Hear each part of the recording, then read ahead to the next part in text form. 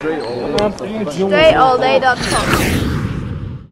What up, everybody? Dre Baldwin, DreAllDay.com. Get into this next part of the diet and nutrition discussion. We're talking about added sugars this time. Now, I talked about in the first earlier video of this series that I was changing my lifestyle as far as eating goes. And one of the things I talked about was eliminating added sugars from my diet. So we're going to talk about what those are, differences between those and natural sugars, and why I decided to take that out of my diet. Now, y'all know the other video I talked about brought Gatorade back. Now, Gatorade does have some added sugar, but I gave you the reasons why I started drinking Gatorade. And you can check out the page, the diet and nutrition page on DreAllDay.com, where I put links to a bunch of stuff, a bunch of third-party information that you can read up on yourself. Just go to DreAllDay.com, click on the guides and tips page, and it's right there. But anyway, we talk about added sugar. So let's say, for example, you take an orange. The orange grows on a tree. You pluck it off the tree, wash it or whatever they do to it to make sure it don't kill you. And then you eat it, and it's sweet. Oranges are sweet. Most fruits are sweet. Raisins, bananas, apples, papayas, mangoes, oranges, all that stuff. They have naturally occurring sugars, so it's sweet. Now, of course, somebody that grows an orange or apples or whatever, they could genetically manipulate it to make it grow a certain way, to make it bigger or something like that. But for the most part, the fruit that you buy at a farmer's market or at the grocery store at Whole Foods or something is basic fruit. It's just grown wherever it's grown out the ground, off the tree. They put it in a little bag for you, or you buy them one by one, and that's it. You take it home, you eat it, and it's sweet.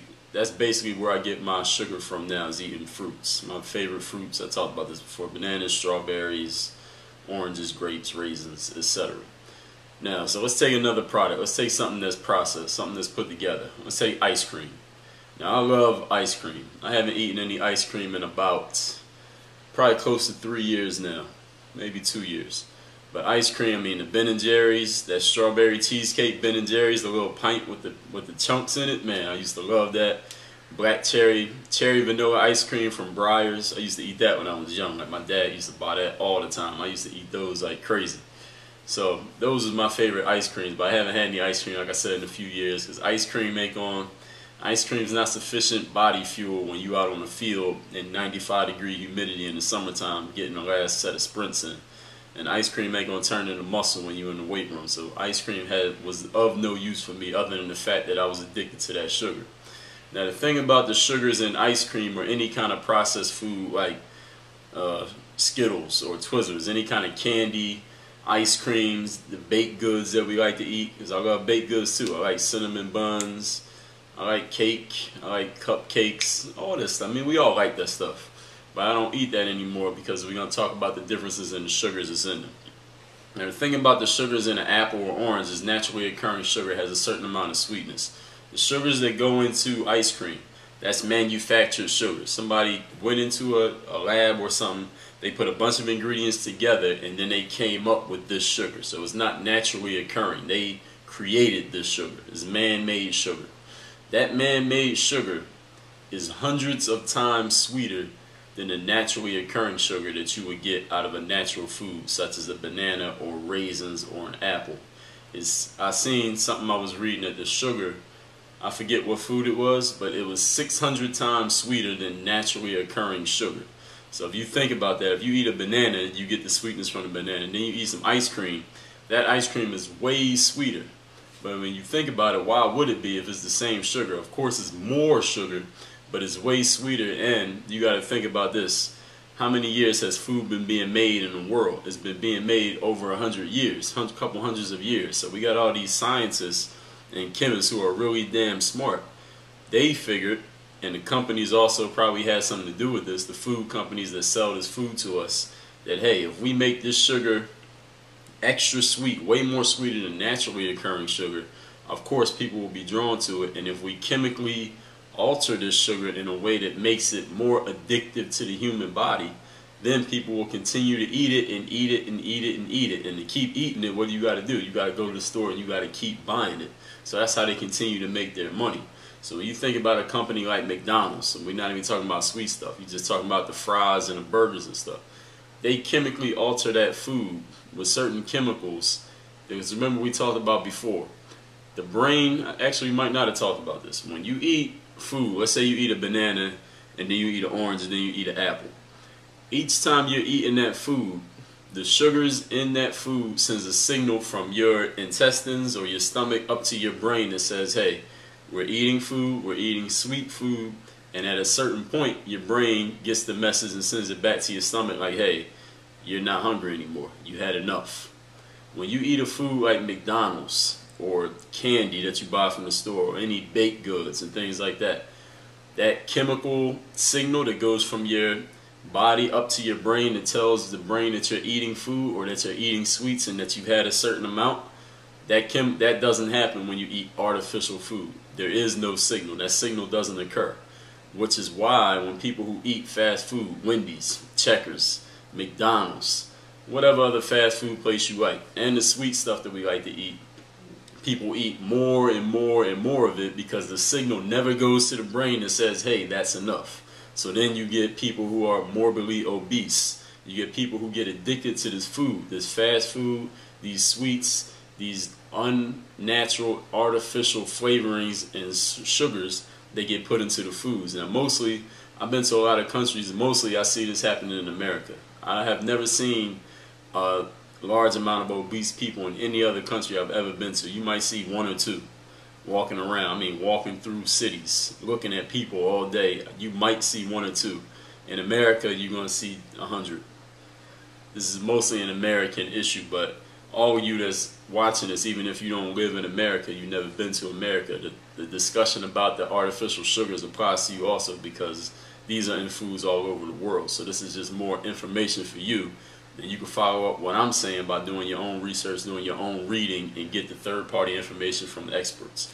Now, like I was saying, when you eat these foods, they're chemically altered to make you addicted to them. There are certain chemicals put in that food that has been scientifically proven by these scientists and chemists that the food companies have employed. They say, hey, make these foods addictive to humans. Why do we want to make them addictive? So people keep coming back. It's like drugs. It's like you're a drug dealer on the street. You sell certain drugs. Those drugs are addictive. It only lasts for a certain amount of time, but the feeling is so great to the drug addict that they got to come back and buy some more in 2 hours. And that way, you keep selling it to them and you keep making more and more money. It's basically greed is the root of it.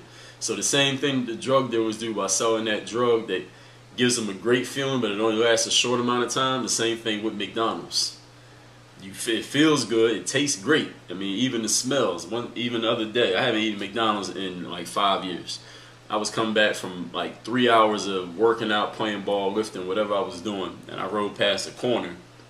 You know how it'd be a bunch of fast food places at the same corner. So there's a McDonald's right here, a Wendy's right here, like an Arby's over here, and a Burger King over here. And I was looking at them stores. I had the windows down. I could smell the food. I was like, damn, it would be great if I could just pull in there and get me an extra value meal right now. I could taste the fries. I could taste the soda in my mouth just thinking about it, but I didn't buy it because that stuff is addictive, and I've been eating it. I was eating that stuff for over 20 years. So you're not going to undo 20 years of eating this garbage in 2 months of clean eating. That's why I said before, it's a lifestyle change. This is not a diet. This is not something you do for a week or something you do to get ready for a photo shoot or something you do because you're going to your high school reunion. This is a lifestyle change because you have to eventually, over time, undo all the terrible shit you've been doing to your body with the food that you were eating, but you might not have known what was wrong with the food. That's why the great thing about the world we live in now is so much information out there that there's no excuse for ignorance, because everything you want to know is out there and is free for you to consume if you would just go look for it and consume the information. So that's the reason why I don't mess with a lot of added sugars anymore, because the stuff is made to make you addicted to it. It's not natural. It's not naturally occurring, which means your body doesn't break it down properly. A lot of this stuff just sits in your body for years and years and years. You talk about other things like a lot of people don't eat gluten anymore because gluten just sits in your body for years and years and you can't really flush it out. And I'm not getting into the gluten discussion, but that's just an example of something that just sits in your body. So when you eat things that are not natural, the human body doesn't really know what to do with them, and it also doesn't send a signal to your brain that you're eating them, which is why with people who are morbidly obese, have you ever seen somebody or know somebody that's morbidly obese? They're not eating vegetables, and rice and drinking a ton of water or fruits. They're not eating like these great healthy meals and just eating a ton of healthy meals every day. They're not doing that, are they? What are they eating? They're eating fried chicken. They're eating McDonald's. They're eating baked goods. They're eating candy. They're drinking soda. They're consuming all this unnatural stuff because it's addictive to them. They can't stop themselves. They know they're fat. They know that it's not healthy. They know they might kill themselves. They know they might get diabetes. They heard what the doctor said. They heard what their family said. They know what it says in the magazines. They heard what it says on TV. They know. But it's an addiction. They can't do anything about it. Same thing with a drug addict. They know they're on drugs. They know it's not good to be living in the streets and lie, cheating, and stealing to get money to buy more drugs. They know that. But the addiction is so strong they can't do anything about it because the the food is created that way to make you addicted. I've never heard about anybody addicted to apples or addicted to broccoli or addicted to asparagus or kale or veggie burgers, because it doesn't happen. But we do get addicted to those McDonald's Big Macs because of the chemical process that they go through.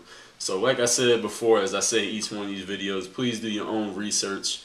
Look this stuff up. When I say research, all it means is going on the internet, which you're already on, and look this stuff up. Just Google search it. Look it up. Read blog posts. Read articles. Read journals. People put all this information out there, and it's absolutely free to me and you.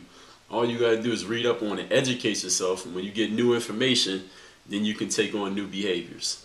Work on your game. DreAllDay.com. What up? This is Noah from Indianapolis. Work on your game.